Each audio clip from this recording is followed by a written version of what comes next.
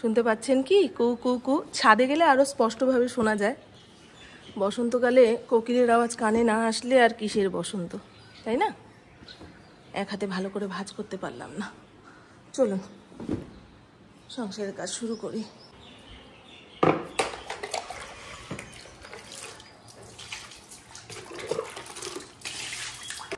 এই trumpet wine গাছটা দেখছেন, এটা 1.5 থেকে 2 বছর হয়ে গেল আমার বাড়িতে রয়েছে, তবে না ফুল দিচ্ছে না ভালো পাতা গজাচ্ছে, তাই একদম গোড়া থেকে ন্যাড়া করে দিয়েছি। এই বসন্তকালেই তো লাল অরেঞ্জ কালারের ফুলগুলো ফোটে। সে যাই হোক, সুন্দরভাবে পাতা গজিয়ে জানলা দিয়ে বেয়ে উঠলেও দেখতে ভালো লাগবে।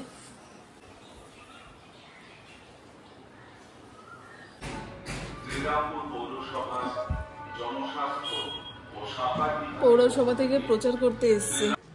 এগুলোকে গরম জলে ভিজিয়ে আধা ঘন্টা 1 ঘন্টা রেখে দিই, তারপরে ওয়াশিং মেশিনে দেব।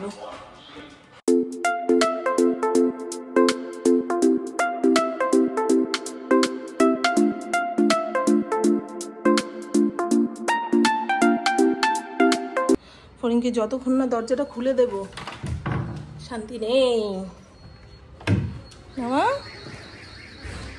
ব্যাস, এবার এখানে চুপচাপ বসে থাকবে। গ্যাস ওভেনের পাশে দাঁড়িয়ে থাকলে জল ফুটবে না, গরম হবে না। একটু চোখ সরিয়েছি, টকবক করে ফুটছে, সেটা আবার ইন্দ্রর চোখে পড়েছে। আজকে মনে হয় সবকটা ভেজানো যাবে না।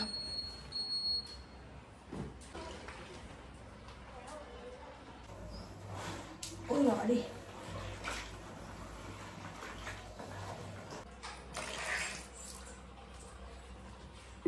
অনেকে বলে লাইজল দিয়ে ঘর মুছলে মার্বেলের চকচক ভাবটা চলে যায়। আর যা কি, সব জিনিসেরই তো ক্ষয় আছে, তাই না? সারা জীবন এক রকম থাকবে এরকম ভাবাটাই তো ভুল।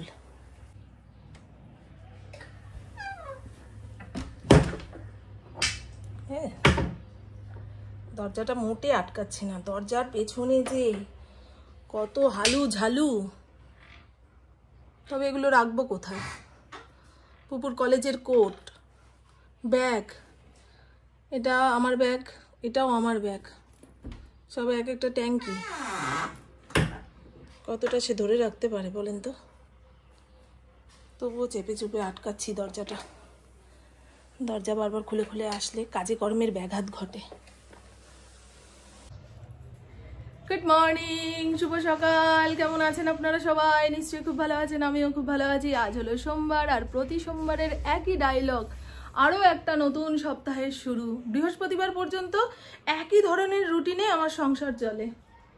আমি স্নান ধান সেরে সাজুগুজু করে নিচের ঘরে দাঁড়িয়ে অপেক্ষা করছি। কার জন্য? সুজাতার জন্য। সুজাতার তো রমজান মাস শুরু হয়ে গেছে, তাই উপোসের ব্যাপার, বাসন মাজতে আসতে দেরি করছে।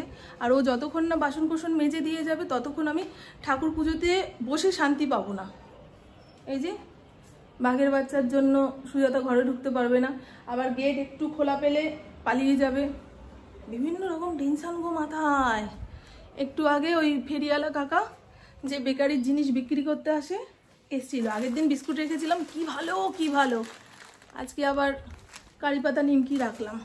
জানি এই সমস্ত খাওয়া ঠিক নয়, গ্যাস অম্বল হবেই হবে, কিন্তু ওই বাবারে, জীবের স্বাদ বড় স্বাদ। মরি বাঁচি সেই হিসাব পড়ে। আগে জীবকে শান্তি দিতে হবে, পেটকে শান্তি দিতে হবে, তাহলেই আত্মা শান্তি পাবে। কিছু সঙ্গে যাবে না, শুধু খাওন সঙ্গে যাবে। এই করে করেই তো। কি রে, আসছে না এখনো? ওখানে সোমবারের পুজোর ফুল চলে এসছে। ইন্দ্র স্নান হয়ে গেলে আমার জন্য 2 মিনিটও দাঁড়াবে না। ওঠো গপু, ওঠো, অনেক বেলা হয়েছে, উঠে বসতে হবে। তারপরে আমরা কে কি করছি না করছি সেই সমস্ততে নজর রাখতে হবে। উঠে পড়ো।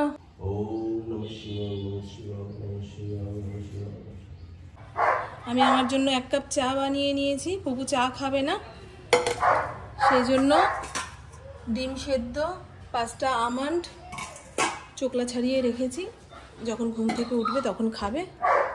ইন্দ্র ছাতু মুড়ি খেয়ে বেরিয়েছে। চলুন চায়ে চুমুক দিতে দিতে চিন্তা ভাবনা করব দুপুরে কি রান্না হবে না হবে। নোক দিয়ে নাম, ঠিকানা সমস্ত কিছু লেখা যাবে, আর ডায়েরি। তবে আবহাওয়াটা খুব ভালো, না শীত না গরম, 12 মাস যদি এইরকম আবহাওয়া থাকে মানুষের পকেটের টাকা বেঁচে যাবে। আর কয়দিন পরেই আসবে গরমকাল। ওরে বাবারে, পাখা না চালিয়ে বসা যাবে না, এসি না চালিয়ে থাকা যাবে না। আবার শীতকালের শীত ভাল লাগে না। মানুষের সমস্যার সমাধান করতে করতে ভগবানও হয়রান, বলছে যা তোরা তোদের মতন সমস্যার সমাধান করে নে, আমার যেটা করার সেটাই করবো। আমার বাড়ির সামনে একখানে কৃষ্ণচূড়া গাছ আছে, এখনো পাতা ঝরেনি। পাতা ঝরলে ফুল আসবে, এত ভালো লাগে আমার কৃষ্ণচূড়া, পলাশ ফুল, শিমুল ফুল, দারুণ লাগে দারুণ লাগে।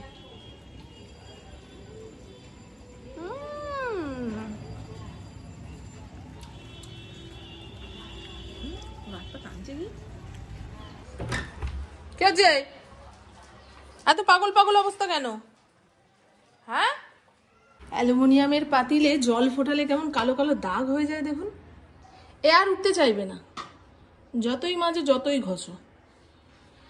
ফড়িংয়ের ভাত বসাবো, ডাক্তারবাবু ওকে চিকেন কম দিতে বলেছে।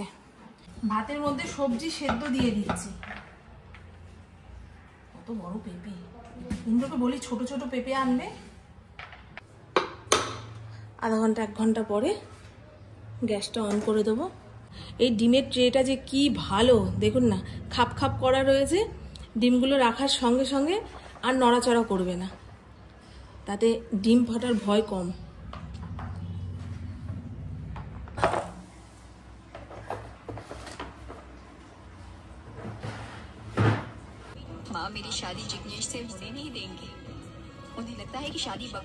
আমার রান্নাঘরের সমস্ত কাজকর্ম কমপ্লিট, এমনকি রান্নাবান্নাও কমপ্লিট। এখন ভাতের থালা সামনে নিয়ে বসলেই হয়। ঢেঁড়স আলুর তরকারি, কোনো সর্ষে বাটা দিইনি, কোনো রকম বাটাবুটি দিইনি, কিন্তু দারুণ স্বাদ হয়েছে। একটা সবজি মশলা আমার কাছে রয়েছে, সেইটা নামানোর আগে দিয়েছি, সানরাইজের সবজি মশলা, খুব ভালো গন্ধ। আর এই হলো ইঁচড় আলুর তরকারি। ইঁচড়টা 2-3 দিন আগে এনে ফেলে রেখেছে তো, কেমন শুকিয়ে শুকিয়ে গেছে। সে যাই হোক, একবেলার তরকারি, রাতের দিকে অন্য কিছু করতে হবে। কালারটা কেমন এসছে? এখন ঘড়ির কাঁটা সবে 1:30টার ঘরে। ফড়িংয়ের ভাত মেখে ঝুঁকে টেবিলের উপরে রেখেছি, ঠান্ডা হলেই ওর মুখের সামনে দেবো, আর আমরাও খেতে বসবো। খিদা পেয়ে গেছে গো, সকালে চা বিস্কুট খেয়ে দিন শুরু হয়েছে, কতক্ষণ আর পেটে থাকে, তাই না? পেঁপে সেদ্ধ দিয়েছি আজকে ফড়িংকে। আয় বাবা, খেয়ে নে, খেয়ে আমায় উদ্ধার কর। আর তো গরম লাগছে। ভাল লাগছে? আবার বলে ভালো লাগছে। স্কিনটা চকচক করছে না? খেতে দেবো, খাবি? আয় চলে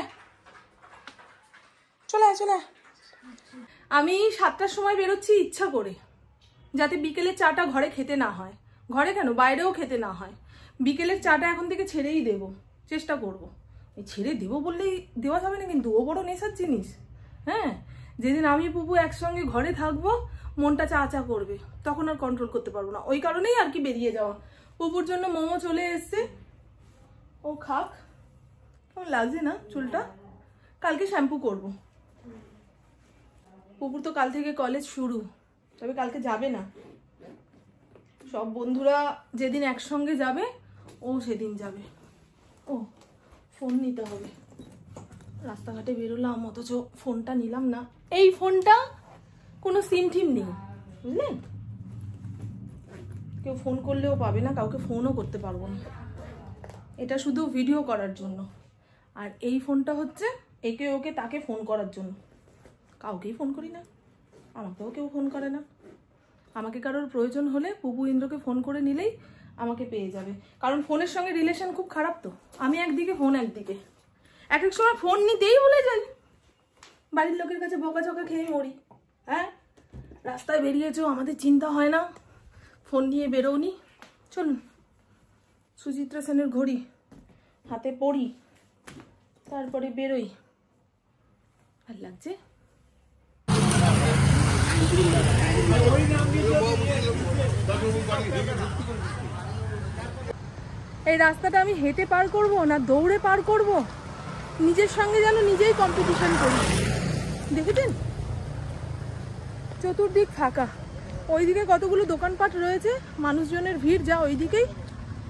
আর এই দিকটা, এই পার্কে বসার জায়গা আছে, সুন্দর করে সাজিয়েছে, তবে গেটে তালা। এত সুন্দর জায়গায় মানুষজনকে যদি ঢুকতে দেওয়া হয় না, পুরো ভাগাড় বানিয়ে দেবে। ঠিকই করেছে, কিছু কিছু সুন্দর জিনিস দূর থেকে দেখো, চলে যাও, হয়ে গেল। ঘড়ির কাঁটা 10টা 10-এর ঘরে। ইন্দ্র বাড়ি চলে এসেছে, আর আমি হেঁটে বাড়ি ফেরার পথে 2 প্যাকেট নতুন জাতের বিস্কুট নিয়ে এসেছি, কাল চা খাওয়ার সময় লাগবে। আর অনেকগুলো রসুন ছাড়িয়ে ফেলেছি। এরকম রসুন ছাড়ানো থাকলে পেঁয়াজ রসুনের তরকারি বানাতে গেলে মনে হয় না, কাজ অনেকটা হালকা। ওই অনেকে খোসা শুদ্ধ রসুন বেটে মশলা বানিয়ে ছেড়ে দেয়, ওতে কি বলুন তো ভেসে ভেসে ওঠে ঝোল তরকারির ওপরে। হাঁসের ডিমের কষা হচ্ছে, কি বলুন তো, ও 4টে ডিমের সাইজ এত ছোট, ইন্দ্রকে 2খানা দিতে হবে, আর আমার কুকুর একটা একটা করে।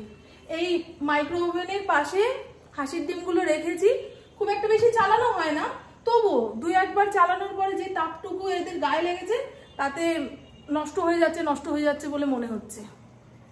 সেই জন্য তাড়াতাড়ি খেয়ে শেষ করি, অতিরিক্ত গরম পড়ে গেলে আর হাঁসের ডিম খাওয়া যাবে না। তো চলুন বন্ধু, আমার বকবক আজকের মতন এইটুকুই। আপনারা সবাই খুব খুব খুব ভালো থাকবেন, নিজের শরীরে খেয়াল রাখবেন, সুস্থ থাকবেন, আর অল টাইম স্মাইল করতে হবে। টাটা, খুব ভালো থাকবেন। এই রান্না বান্না শেষ হলে আমি গা ধুয়ে আসবো, তারপরে খেতে বসবো। গা ধোয়ার গরম পড়ে গেছে কিন্তু।